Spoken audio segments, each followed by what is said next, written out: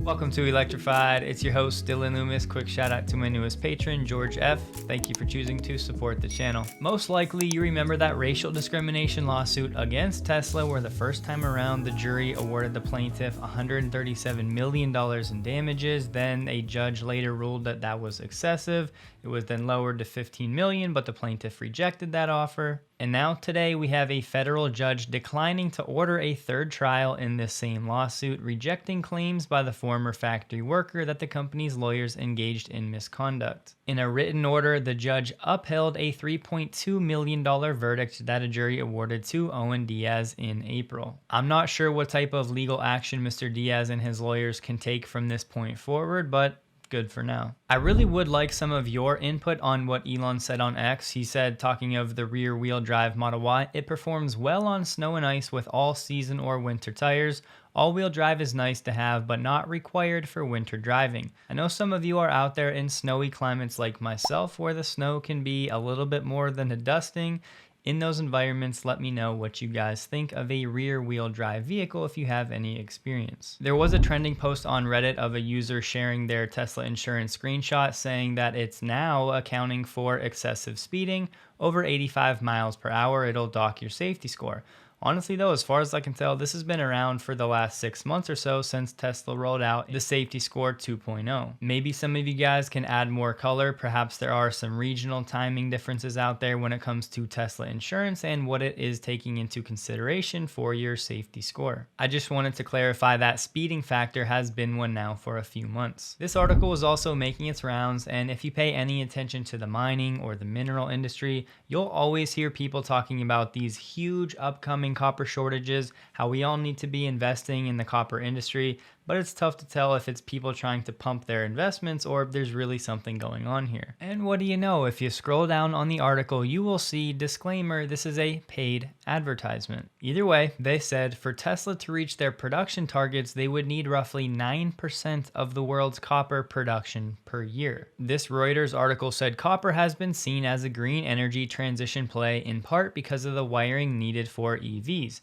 They can use as much as 80 kilograms, 176 pounds of copper, 4 times the amount used in a typical combustion vehicle. Goldman Sachs came out with a report saying EVs accounted for 2/3 of the global demand growth in copper last year. Notice how this is not 2/3 of the global demand, but 2/3 of the demand growth. But they also say this, EVs and battery makers have found ways to cut weight and cost that means less copper needed per vehicle. Speaking of those innovations, Tesla and Elon just told us they're going to be moving from 12 volts to 48 volts. That should allow for smaller wires and thus less copper. Elon said, first approximation, that means we need only about 1/4 as much copper in the car as would be needed for a 12 volt battery. So that's a big deal because people often worry about whether there is enough copper. Elon said, yes, there is. This article from mining.com, they said some Tesla cars use up to 82 kilograms of copper or about 180 pounds. And here's where that first article that was trending maybe got its data from mining.com. For Tesla to hit its goal of 20 million cars per year, doing the math, that would be about 9% of global production if the levels stayed where they were in 2022. You would take this 1.8 million tons times roughly 2,200 to go from tons to pounds. That would give you 4 billion pounds of copper. Then doing the math across 20 million vehicles, that's assuming about 200 pounds of copper per vehicle. But if Tesla moves to 48 volts, those figures could be cut by 75%. If over the coming years, Tesla's copper predictions are correct about how much they can save, they would save roughly 1.3 million tons or about $10 billion worth of copper at the prices where they were over the summer. I've said it before on the channel, but Tesla is going to be the 1,000 cuts that is ultimately the death of big parts of the traditional auto industry. It's all of the little tiny innovations that always go overlooked that over time compound and add up. I'm not going to act like I'm an expert on the copper industry, and there certainly may be temporary shortages along the way,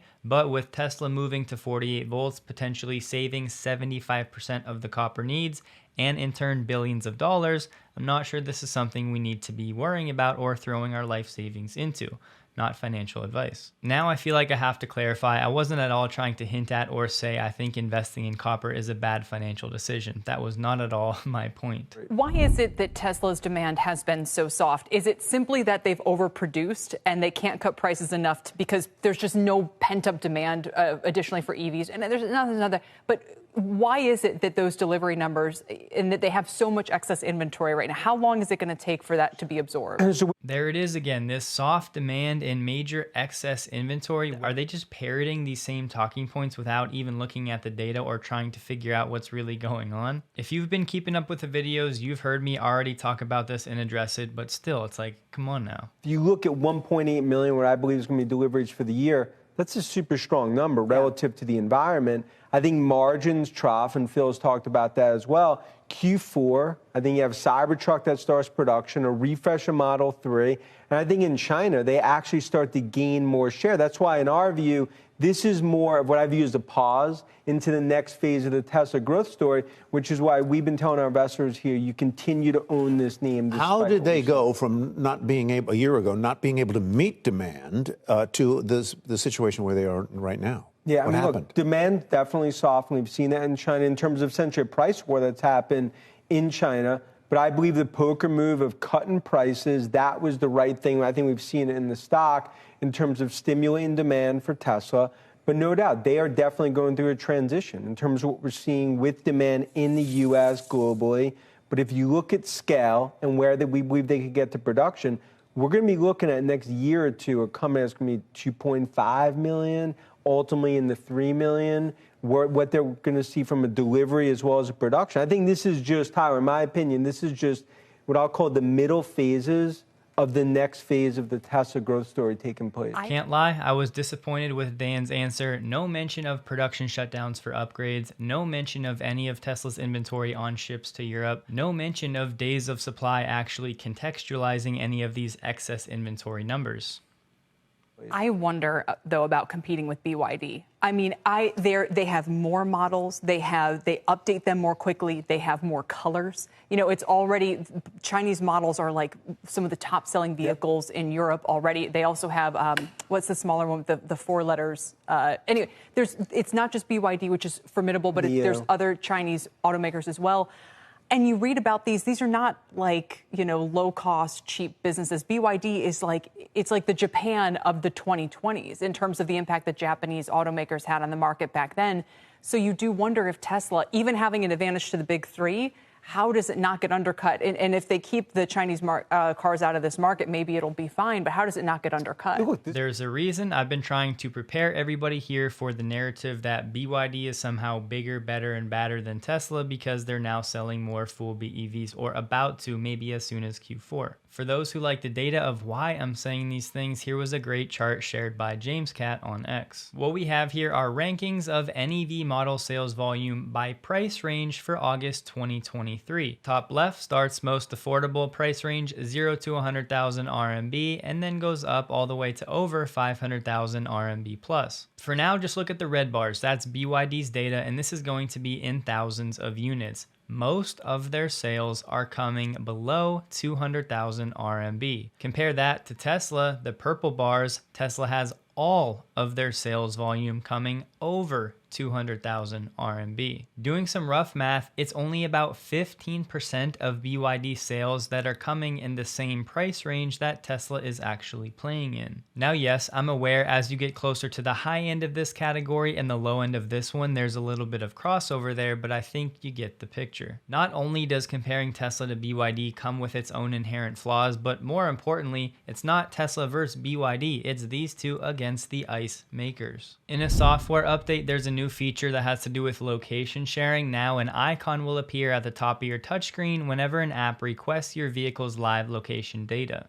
So if you like to check in on your family members' whereabouts, now they'll be notified of you doing so. A guy on Reddit said he likes to track his wife when she's going through a drive-thru so that remotely he can play the fart sound when she's at the window. Had to pass that one along. We did get a press release from Pepsi last week that I don't think got the coverage that it should have. Pepsi said their Tesla semis run 2 different routes: long-haul routes that transport between 250 and 520 miles per run, and with a gross vehicle weight plus load up to 82,000 pounds, and 18 different delivery routes where the trucks cover less than 75 miles per day, hauling a diminishing load that leaves nearly full and lightens throughout the day as deliveries are made. Pepsi said about the Run on Less event, after 2 weeks, the semis have accumulated a total of 19,122 miles. Approximately 65% of those miles were loaded to a gross vehicle weight plus load of over 70,000 pounds, or roughly 85% of the max capacity. This 21 Tesla semi fleet for Pepsi does operate 24 hours a day. One of Pepsi's female drivers who initially volunteered to drive the Tesla semi first said she got a lot of questions about the Tesla semi when she started driving it. Some people thought it was all too good to be true, but it's been fun to say it's all electric, can haul our regular shipments of beverages, and feels great to drive. So roughly 65% of all the Tesla semi miles in the first 2 weeks of the Run on Less event were actually loaded to about 85% of the truck's capacity. In a Ford press release, they just told us they made a new offer to the UAW. Ford saying it's the 7th offer now that they've made, and this one would put UAW employees among the top 25% of all US jobs, hourly and salaried. They said while Ford remains open to the possibility of working with a UAW on future battery plants in the US, these are multi-billion-dollar investments and must operate at competitive and sustainable levels. The future employees at these operations can choose to be union represented and enter into the collective bargaining process. In this new offer, Ford is offering temporary workers a 26% raise, and for full-time workers, they just said more than 20% they offered before. At the same time, we have GM setting up a line of credit for $6 billion,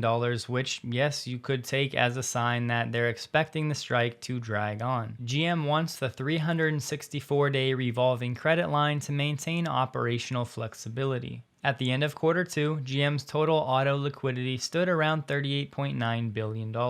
Financially, this really is more of a preemptive move by GM. It's not like they need these funds right now. However, if they thought they were going to reach a deal with the UAW sometime soon, I doubt they would be doing something like this. Looking at US light vehicle sales for quarter 3 and year to date, I just want to focus on the 9-month percentage change compared to 2022, highlighting a few of the brands that, with an overall expanding recovering auto market, are still actually in the red. Lincoln down 5.5%. Looking at the next block of brands, all of these brands are actually positive. And 2 small volume players, Alfa Romeo down 22.7% and Fiat down 46%. Not a small player though, Jeep down 9.5%, Ram down 2.5%, Stellantis down 1.3%, and then Bentley down 2%. For Ford's Q3 sales, we'll just focus on their EV numbers. It was up 14.8% on best ever sales of 20.9 thousand EVs. Much of that gain coming from Mach-E sales, up 42.5% for the quarter.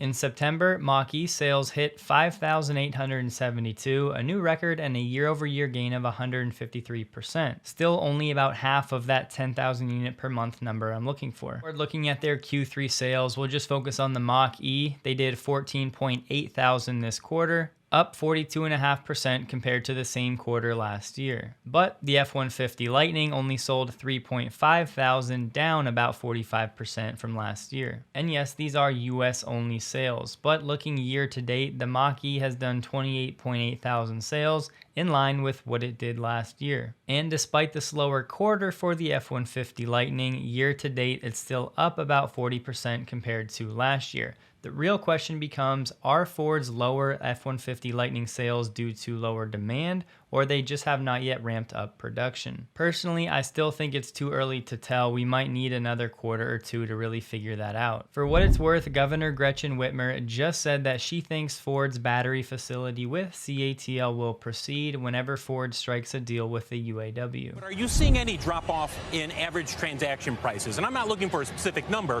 but you have a high average transaction price, well over $80,000 per vehicle. And we know that we're going into price cutting mode within the EV industry. Are you noticing any erosion? We've as you know, we've maintained our pricing, and the demand for the products is very strong. So we've been able to keep that consistent with what we've had in the past. You've got an average loss of almost $33,000 per vehicle. And you saw the Journal article yesterday, and people are saying, well, when are you going to be profitable per vehicle? You've already said by the end of next year. Are you seeing acceleration in bringing down those costs? Yeah, so this is our Q2 results. We had a loss of about, as you said, just over $30,000 per vehicle. That is improving quarter over quarter. So we're seeing significant progress. And what we're going to see as we go forward is a very clear staircase or set of steps that get us to profitability as a business. And of course, that's the objective. And the ramp of our production plant is really foundational and key for that. I somehow missed this one last week, but Nikola is now saying they're going to start deliveries of hydrogen fuel cell electric vehicles in a few weeks. Nikola has 223 non-binding orders from 23 customers, including JB Hunt and AJR Trucking. Right now, at their manufacturing facility, they said they're producing 1 hydrogen truck per day. The trucks will have a range of around 500 miles, but in testing, they've gone upwards of 580. The fuel cell trucks hold 70 kilograms of hydrogen, and Nikola is rolling out fueling stations across North America with its Hyla brand. Fuel tanks capable of holding 1,000 kilograms of hydrogen can fuel about 18 trucks in a 24-hour period. I just have to say it, this is going to be a very interesting rollout to watch. Polestar just announced a new CTO, Lutz Stiegler, who came from sister company Volvo. That's where he spent the last 10 years, and his role was head of electric propulsion, responsible for product development for all software and hardware used in Volvo's powertrains. Next week, Kia is hosting a one-day event they're calling EV Day on October 12th. They'll present a posse of electric vehicles, including 3 small and medium-sized EVs. And they said this is something that they'll do annually to show off some of their technology. Drive Tesla Canada has reported that Tesla has switched back and they will resume sending cars from Fremont to Canada instead of only getting them from Giga Shanghai. So far, this only appears to impact the Model 3, not the Model Y. I should note they're getting this data from some listings and they don't specifically say the cars are made in Fremont, but Drive Tesla confirmed with a source that Model 3 cars are already in transit to Canada from Fremont. They also saw some existing inventory vehicles that are listed as arriving soon, starting with the VIN 5YJ, indicating production in Fremont. My guess is this has something to do with the Model 3 Plus, given that right now this only impacts the Model 3. Maybe Giga Shanghai only now has capacity for the Model 3 Plus, meaning they're not shipping the old version to Canada anymore, which would of course force Tesla to ship the older Model 3 to Canada from Fremont. It's been a while since we talked about this one, but we have John Vo, former executive from Tesla. He was the global head of manufacturing, set to launch his new flagship product, part of his company Blue Innovations Group, Saturday, December 16th in St. Pete. The public launch event will be the first time people actually see the product where it doesn't look like an engineering contraption. The R30 is the first electric 30-foot day cruiser designed and made in Florida. Outfitted with a 221 kilowatt-hour battery pack that should give it a runtime around 8 hours. Just like Tesla, their boat will get continuous software updates. The R30 will come with an initial price point of around $300,000. I hope you guys have a wonderful day. Please like the video if you did. You can find me on X, linked below, and a huge thank you to all of my Patreon supporters.